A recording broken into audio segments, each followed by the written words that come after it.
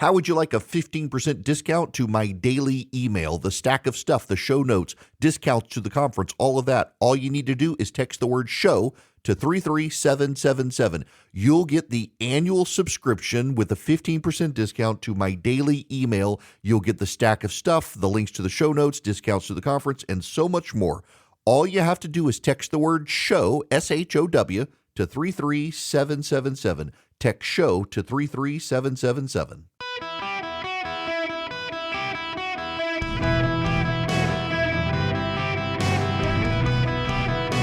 Welcome to the Eric Erickson Show podcast, Hour 3. Ladies and gentlemen, welcome. It's Eric Erickson here across the United States of America. The phone number is 877-973-7425 should you wish to be on the program. If you text Eric, E-R-I-C-K, to 33777, you get the live stream, the show notes, the podcast, and so much more. Well, I will now move into talking about Iran. I have a theory about Iran. I think Iran really believes its own press. I think Iran really believes it won. I want you to think about the war effort. For 30 days, we bombed Iran. We took out their ability to fire their missiles because we buried them under the mountains in which they were hidden. We wiped out their Navy and most of their Air Force. We wiped out their command and control capacity. And they were left without the ability to communicate to regional commanders who were having to guide the war effort themselves with limited intelligence. We stopped short of bombing their oil facilities, their power plants, and their bridges, which we should have done. And instead, we then entered a protracted negotiation period of almost 100 days where oil prices got so high because of the prolonged closure of the Strait of Hormuz that essentially we were negotiating with oil prices, not Iran. And the president needed to get out of the deal before we had a global economic catastrophe due to the reduced supply of oil. And so we did. And our deal with Iran is premised way more on we dragged it out for so long, oil prices were getting out of control, than we got a favorable deal from Iran. And now we're left with multiple versions of a memorandum of understanding, with every side trying to claim credit and victory. And the Iranians, we do know, and this is true, that last week the Iranians started talking about how good the deal was for them, and the vice president, J.D. Vance, kept saying, no, that's not true, no, that's not true, no, that's not true, it's Iranian propaganda. And then we got the actual text of the deal, and it was exactly what the Iranians said it was. And the vice president pivoted to, well, it was either this or boots on the ground. What did you expect? No one said boots on the ground. The Israelis had a plan to destabilize the Iranian government, and President Trump told them not to do it.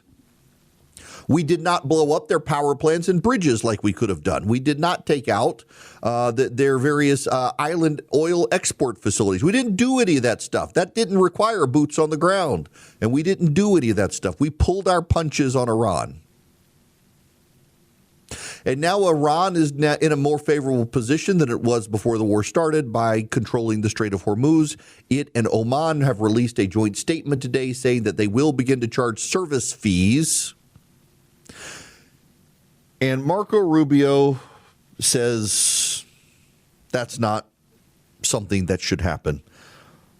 Concerns to allies here in the region. Well, that most certainly will come up in these conversations. And there are items outside the MOU that are certainly going to be covered, but that's one that will have to be covered. It'll be discussed.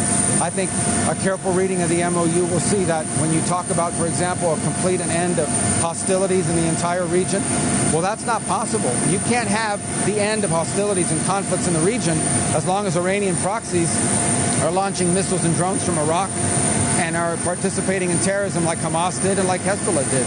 So I do think it's covered by the MOU, and it is an issue that will be gotten to at the appropriate time in these negotiations. That's Rubio. One more here from Rubio. Allies, can they guarantee navigation, freedom of navigation in the state? Well, that's the law. It's an international waterway. No country is allowed to charge tolls or fees on an international waterway. That's existing international law. That's the way it is in international waterways all over the world, and that's the way we expect it'll be here. So So I don't think we have anybody to convince around here in that regard. I think all the countries in this region would agree with us. He would think, except there's a statement from Iran and Oman today saying they're going to, and that is from Dubai. He's gone to, or Abu Dhabi rather, he's gone to Abu Dhabi to talk to the United Arab Emirates because they're furious with the deal. They were cut out of the process. So was Israel. Qatar, which is not a friend to the United Arab Emirates or Saudi Arabia, was involved in the talks, along with Pakistan, another state sponsor of terrorism. Putting Pakistan and Qatar in charge of these negotiations put Iran's proxies in charge of the negotiations, and that's part of the problem. You know, J.D. Vance overnight suggested that Israel needs to have conversations with Hezbollah. It's the vice president's position. How naive is this guy? I've always liked him, and I think he's a fine person. But I'm wondering, how naive is J.D. Vance to think that Israel can sit at a table with Hezbollah, a group that is sworn to kill every Jew? Should Israel meet Hezbollah halfway? Hezbollah wants to kill every Jew. Should Israel give them half of them and say kill? Is that's how you'd have to meet Hezbollah halfway? I keep being run into this entire negotiating process. Have you ever seen the movie Darkest Hour? It's the Gary Oldman movie about Winston Churchill and the start of World War II. I keep being reminded of the scene. And remember, Neville Chamberlain negotiated peace with Hitler, peace in our times. And that peace collapsed quickly. And the conservatives did not actually want Winston Churchill in charge because they thought he would go to war with Hitler and they wanted peace. And so Neville Chamberlain and the conservatives, they agreed to allow Winston Churchill to be in charge, but they limited his abilities because Chamberlain stayed in the House of Commons, where he had enormous sway over the conservatives, and Chamberlain pushed for Lord Halifax to be in the leadership position to constrain Winston Churchill, because Halifax and Chamberlain thought that you could actually make nice with Hitler. Halifax and Chamberlain thought that you could have peace with Hitler. Winston Churchill was the only one who did not believe you could have peace with Hitler. He understood that Hitler was something different. Hitler was not a reasonable man. He was bent on Nazi control of all of Europe. And he knew it. He knew it. And Halifax was placed in the government by Chamberlain, having negotiated peace in our times, to serve as a block on everything Churchill wanted. There's this scene from The Darkest Hour where they're in the bunkers beneath London arguing in the war rooms. And Halifax wants a negotiated peace. The entirety of the British army is stranded in Dunkirk. They'd sent the whole army over, and now they were stranded in Dunkirk. They were on the verge of being wiped out, but for a miracle, the British,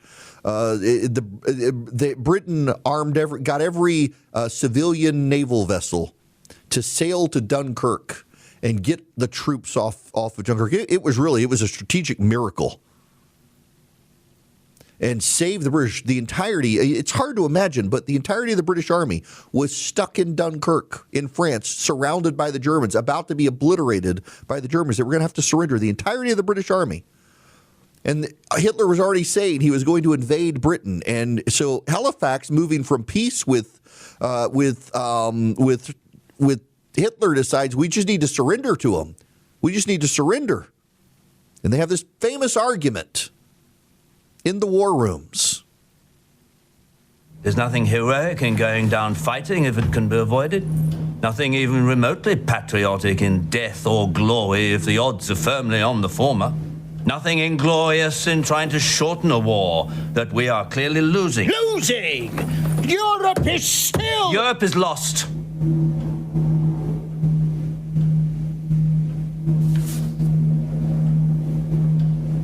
And before our forces are wiped out completely, now is the time to negotiate in order to obtain the best conditions possible. Hitler will not insist on outrageous terms. He will know his own weaknesses. He will be reasonable. When will the lesson be learned? When will the lesson be learned?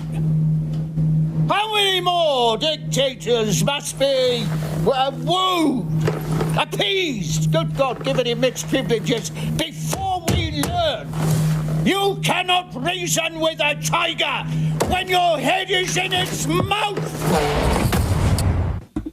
You cannot reason with a tiger when its head is in its mouth, when your head is in its mouth. The Iranians are trying to bait the President of the United States into enforcing the Memorandum of Understanding. The President overnight said that Iran's money would be placed in an escrow account controlled by the United States and used to purchase American supplies, including agricultural products, to feed the Iranian people. The Iranian foreign minister and the Iranian president say they would rather the people of Iran starve than give any money to Great Satan. They will not prop up the American economy with their money, they say. Who do you believe, the president or the Iranian government that has always been willing to allow its people to starve? They want the president to try to enforce the Memorandum of Understanding because they believe he cannot. We went into the war with Iran without them controlling the Strait of Hormuz. And this is the thing that blows my mind. Y'all, I fully supported the president going into Iran and was dismissive of the stories that we lacked the ability to prevent them from controlling the Strait of Hormuz because we have known since 1980, when Jimmy Carter was president of the United States, the American military concluded that this new Islamic Republic of regime would seek to shut down the Strait of Hormuz if we ever went to war with them. We have known since 1980 that was a strategy. And in the 1980s, under the Reagan administration, we began to study how to keep the Strait of Hormuz open so oil could flow if Iran tried to shut it down. And I've got to tell you, I supported the president going into Iran to eradicate their missile shield and hopefully destabilize the regime. And I am absolutely floored. We've known since 1980, when Jimmy Carter was president, that they would try to shut down the Strait of Hormuz, and we did not do anything to stop them from doing that. And the entire time the president insisted the Strait of Hormuz was open, he lied to us because he now says we had to negotiate the deal to get the strait open. During the war, he said it was open, and after the war, he said it was closed. It's Schrodinger's Strait. It's closed when you look at it and open when you don't. And now the vice president of the United States thinks we can negotiate with a regime that is presuppositionally founded on the idea of destroying the United States and Israel in order to bring back the Mahdi. They fundamentally believe that you and I are to be dead. And the vice president thinks Israel should just sit at a table and sing Kumbaya with Hezbollah, a proxy for the Iranian government that wants to kill all the Jews. How naive can you be?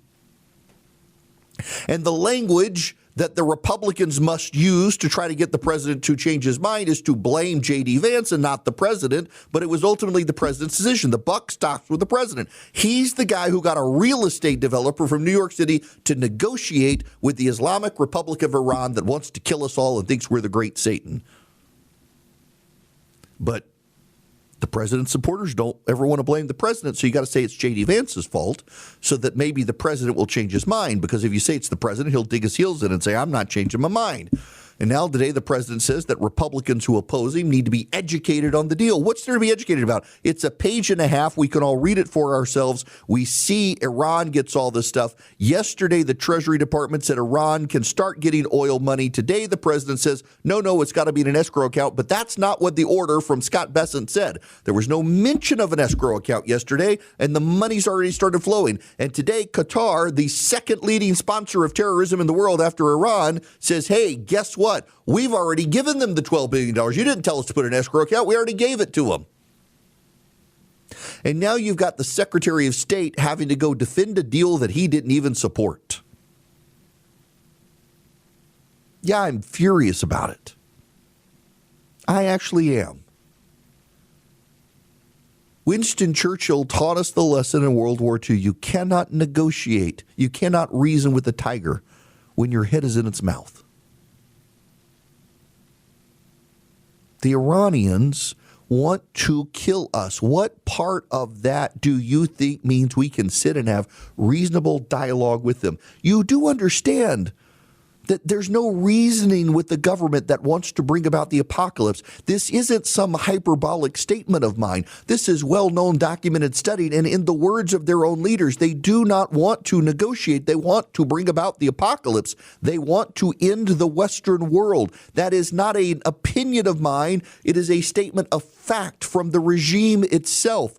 That's not a position you can negotiate with. And we had them in a position before the war where they were crippled economically. We had them in a position after the war where they couldn't sell their oil. And now they're selling their oil. They're getting access to money. And the Secretary of State, Marco Rubio, has warned Congress they will fund terrorism again. And the vice president's position is, well, we should sit down and have a conversation with them. Neville Chamberlain, Mr. Vice President, tried that with Hitler. Look how it worked out. Starting a business is hard, and then it gets even harder when you're trying to sell stuff online.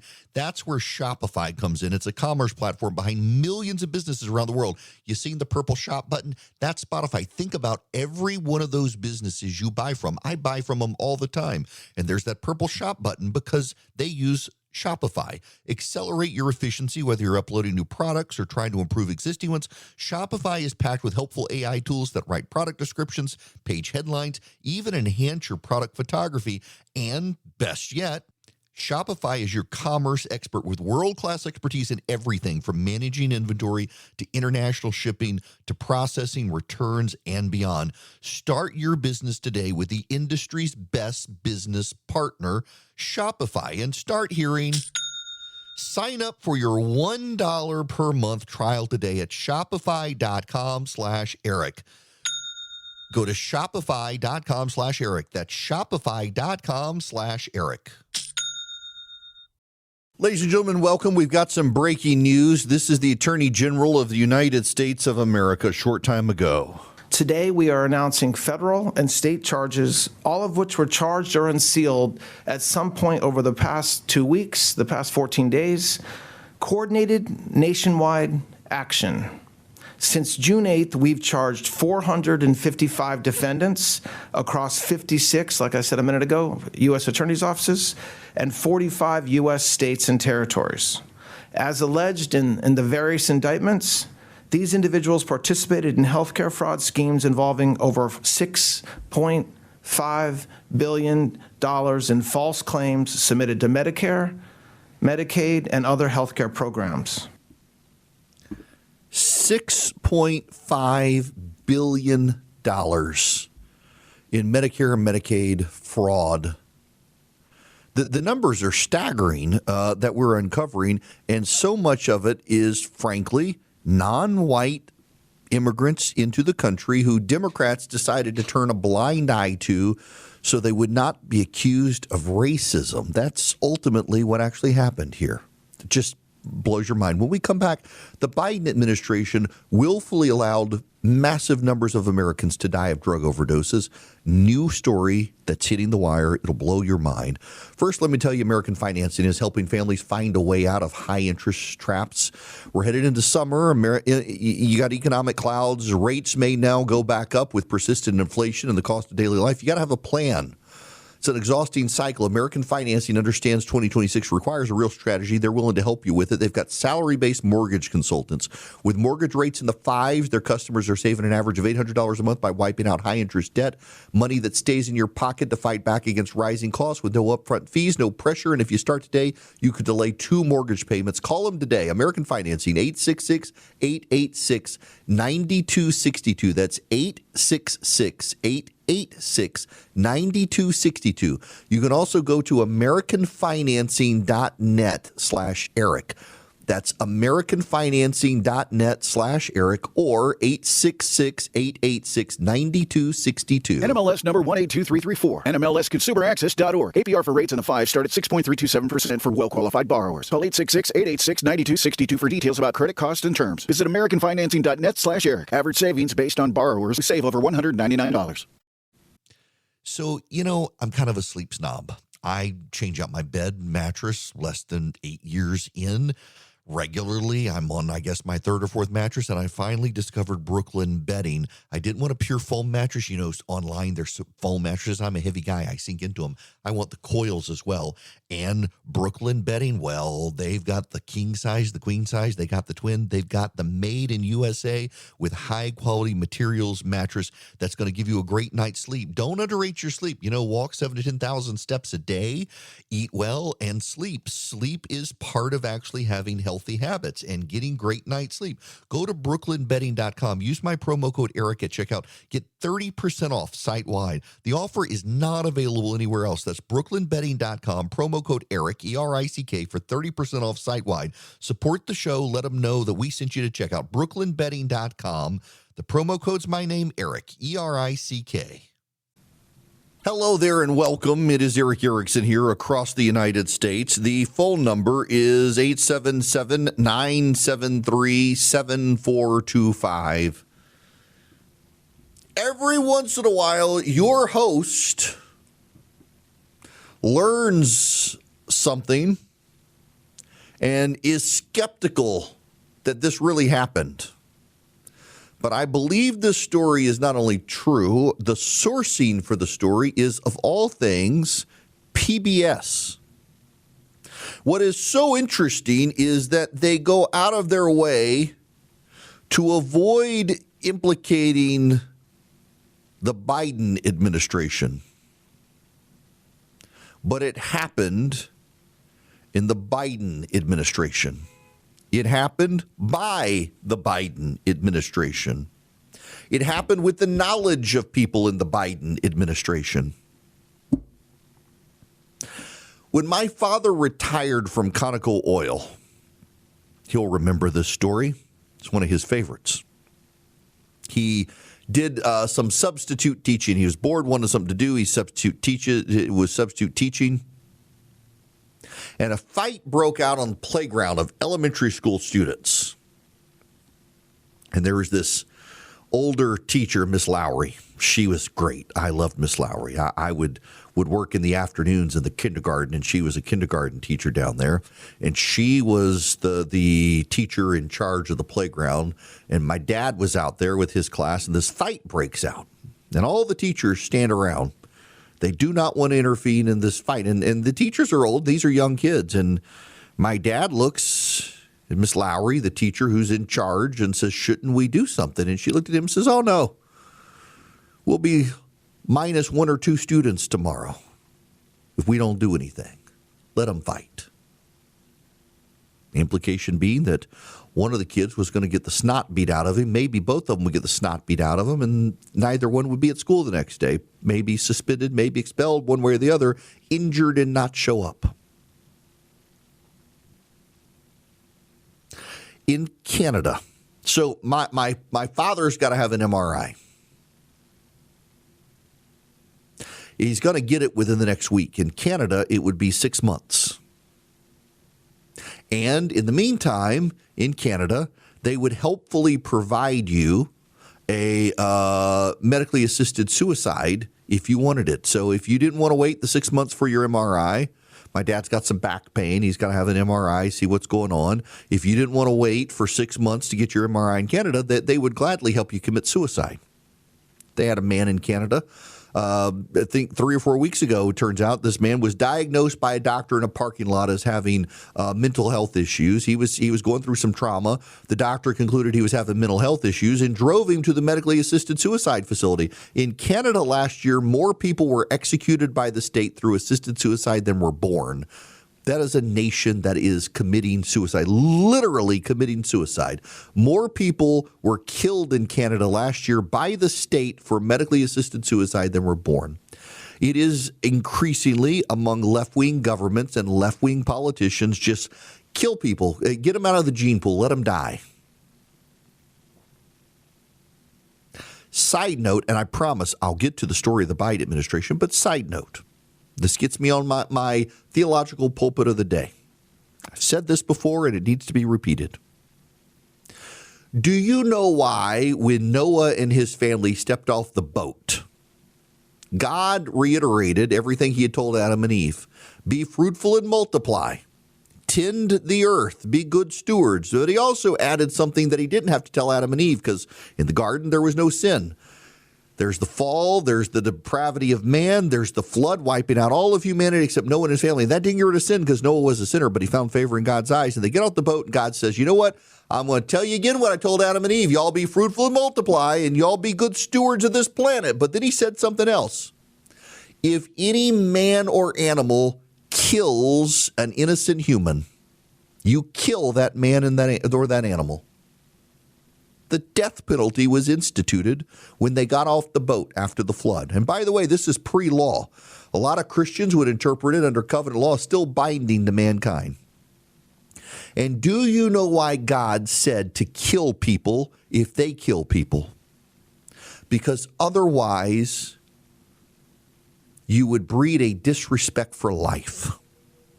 If you allowed the murderer to live, you would breed a disrespect for life. It is not a coincidence that the nations that have embraced medically assisted suicide and abortion are also the nations that ban the death penalty. Innocent people are now regularly killed, while the murderers who willfully took people's lives are just taken care of in prison for the rest of their lives. It's not a coincidence. My Catholic friends, they don't particularly like the death penalty, and I understand they're not liking the death penalty. The Pope is very pro-life, cradle to grave, but I'm sorry, God Almighty himself said, if someone willfully kills another person, not an accident, but actually willfully kills someone, you're to kill that person, because otherwise humanity will begin to disrespect life. And it is not a coincidence that here in our 21st century, the places that devalue life the most are the ones that don't have the death penalty. They're the ones with medically assisted suicides. They're the ones with abortion on demand. God was right. In the same way, the 10th commandment is thou shalt not covet. And what do we have? We got a bunch of people who left the Bible behind, and they had all the millionaires and billionaires because they covet their money. They covet their success. They're jealous of it. What does the 10th commandment command? The 10th commandment commands our contentment with our position in life. All of that gets to this story about the Biden administration, and this is from PBS, not exactly a conservative publication. Even as it battled the deadliest drug epidemic in American history, the U.S. Drug Enforcement Administration under Joe Biden, they leave that part out, but I'm putting it in there, permitted hundreds of thousands of fentanyl pills to hit the streets of New Mexico between 2023 and 2025. When did President Trump take office? January 20th, 2025. It stopped about that time. This is according to 3 current and former DEA agents and government records. DEA agents repeatedly monitored shipments of fentanyl pills, but did not seize them, as federal prosecutors sought to bring bigger criminal cases against traffickers of a synthetic opioid the White House last year designated a weapon of mass destruction. Agents and experts, however, said the tactic amounted to a gamble with public safety that potentially imperiled communities in and around Albuquerque and may have violated U.S. Justice Department rules intended to safeguard the public. We poisoned our community to make cases, DEA Special Agent David Howell told the Associated Press in a series of interviews in New Mexico. Through our willful blindness, we get to say we don't really know what happened to the drugs, but we 100% got people killed. The DEA has long contended it would not be plausible to seize every shipment of every drug. But the strategy of allowing staggering amounts of counterfeit painkillers to hit the streets shocked several veteran agents. Ridding the streets of illicit fentanyl, manufactured mostly in Mexican labs, became the DEA's top priority over the past decade as overdose deaths surged. At the same time, its lethality, a few milligrams can kill the average adult, upended time-tested tactics that had been used to combat drugs like cocaine and heroin. Those methods have included allowing drug transactions to be completed so agents might follow the narcotics through the supply chain. Fentanyl, however, is so dangerous, the Justice Department developed guidelines for agents in such circumstances, encouraging them to seize the opioid whenever practical. Albuquerque, which has a neighborhood so besieged by drugs it's known as war zone, and other regions in New Mexico remain at the center of the fentanyl epidemic, with overdose deaths nationwide fell 14% last year. New Mexico tallied a 21% spike. Alex Ubalez, who served as U.S. Attorney in New Mexico from 2022 through last year, said authorities at times allowed drug shipments to go unseized as part of a broader effort to gather intelligence and build cases against major drug traffickers. He said the approach reflected his office's limited resources and his belief that prosecuting larger organizations can have a bigger impact than interdicting every suspected drug transaction. Last year, the DEA recorded the largest fentanyl bust in its history in Albuquerque. The bigger fish are worth catching, Ubala said, and that will save more lives. The DEA said in a statement that the investigative decisions at issue were lawful. Public descriptions suggesting the DEA knowingly permitted fentanyl to reach communities are false and fundamentally mischaracterize the data, says a DEA spokeswoman, except that's not what the agents on the ground say. Agents deciphered coded chatter over cell phones and closely surveilled a transaction in a mobile home park in Albuquerque in June of 2023, according to a 66-page report reviewed by the Associated Press. Agents wrote in the report that traffickers delivered 74,000 pills as part of that deal. Days earlier, another DEA report showed investigators watched the same distribution ring deliver a spare tire, hiding another suspected fentanyl shipment that similarly went unseized. 74,000 pills unseized. We did nothing but sit back and watch, said Howell, who filed an official whistleblower complaint in 2023. Months passed before federal agents busted the traffickers. Now, there's a sleight of hand going on here. I want to read to you a couple of passages again and highlight passages. Alex Ubalez served as U.S. Attorney in New Mexico from 2022 through last year. When last year? 2025, when President Trump became the president. Funny how that works, huh? Plausible deniability to avoid blaming the Biden administration. U.S. drug enforcement agents permitted hundreds of thousands of fentanyl pills to hit the streets of New Mexico between 2023 and 2025. When did it stop? 2025. When? In 2025? January 20th, 2025. Why? Because the Trump administration came in. Federal prosecutors sought to bring bigger criminal cases against traffickers of a synthetic opioid the White House last year designated a weapon of mass destruction. When last year? After Donald Trump became president. Time and time again, the PBS report and the AP report dance around the fact that this was the Biden administration's DEA, not the Trump administration's DEA, that was doing this. Time and time again. Last year, the DEA recorded the largest fentanyl bust in its history in Albuquerque. When? After Trump became president, not before. They're just dancing around the fact that this was a Biden administration decision to allow DEA agents to watch and observe as 74,000 pills showed up in one transaction, and an even larger transaction showed up days before, and they allowed the pills to get into the wild. And while the rest of the nation saw a decline of 14% in drug overdose, Albuquerque saw a 21% increase, and that was on Joe Biden's watch as president of the United States. It was his head of the DEA and his Justice Department that did this. And they don't want to assign blame because it was a Democrat, but that's the truth. And what is about the Democrats? Well, they devalue life. They're abortion on demand. A lot of them support medically assisted suicide, and they hate the death penalty. And people who devalue lives of others can rapidly conclude, you know what? These people, they're expendable. They're already drug addicts. They have a low view of humanity. Cities, counties, states, and countries that devalue life allow the murderers to live. They're the ones that support abortion on demand, and they're the ones that support medically assisted suicide. And they are the administrations with the political appointees who say, you know what, we can let all these people die. We've got bigger fish to fry. They devalue life.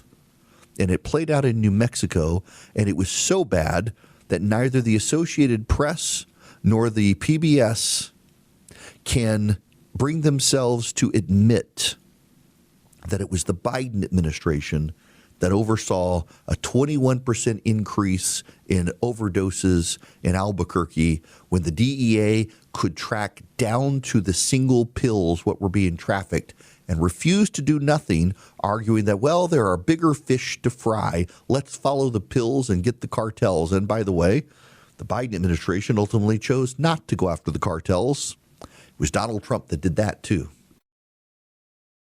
I just find it very notable that the mayor of New York City has been tweeting nonstop about the World Cup, including Egypt's first ever World Cup win. Hasn't tweeted a single thing about the United States winning 2 times in the World Cup. Hasn't mentioned the U.S. team at all. And now his preferred candidate for Congress in New York City, who supports Hamas, has announced she's rooting for Senegal, not the United States of America. These America lasters in the Democratic Party is why the Democrats are barely ahead of Republicans in a generic ballot, even though Donald Trump is as unpopular as he is. Democrats increasingly are elevating candidates who hate the United States and root against the United States and condemn the United States and want the United States to not be the United States, but to be like other lesser countries. Again, the mayor of New York City has been tweeting nonstop about the World Cup, but not a single tweet congratulating the United States in 2 wins. And his preferred congressional candidate in New York is rooting for Senegal, not the United States. Tells you where all these people's priorities are, not with the United States. I myself, look, I'm not a soccer guy, but I've been intrigued by it all.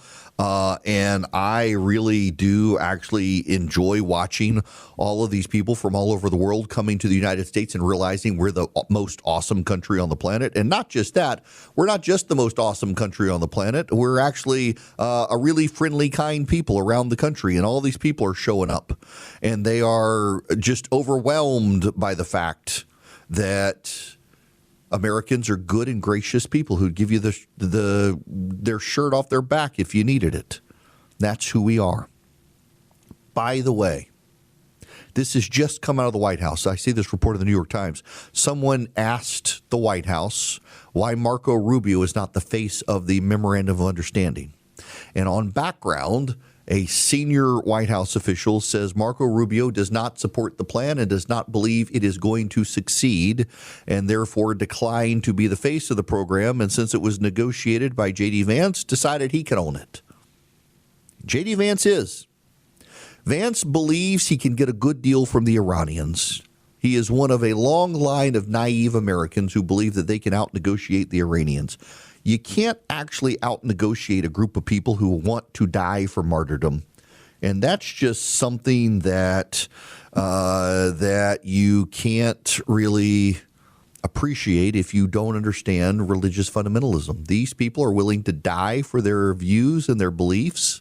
You can't negotiate with people like that. You just can't. And Vance thinks he can. Good for him. Let him try. Marco Rubio is staying as far away from this poop sandwich as he possibly can. Good for him.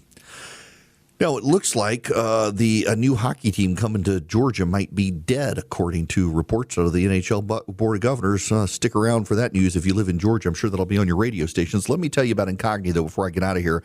Incogni goes to data brokers and deletes your information. So there are data brokers online. If you go put your information in online, just go to Google or something. Put in your name, put in maybe your phone number, your address. You'll be amazed at the websites that sell all of that information to lawyers, to scammers, to credit card companies, to insurance companies. Incogni goes to those data brokers. There are hundreds of them and says, take the information down. You don't have that permission. It's private information. And those companies are required by law to take it down. And Incogni follows up because a lot of them will take the information down and put it back up later. And Incogni stays with it. You can get 60% off Incogni's rates at incogni.com/Eric. That's INCOGNI. Incogni. Incogni.com/Eric. Make the data brokers take your information down. Use Incogni to do it. They will be persistent. They will protect your privacy online. Incogni.com/Eric. ERICK.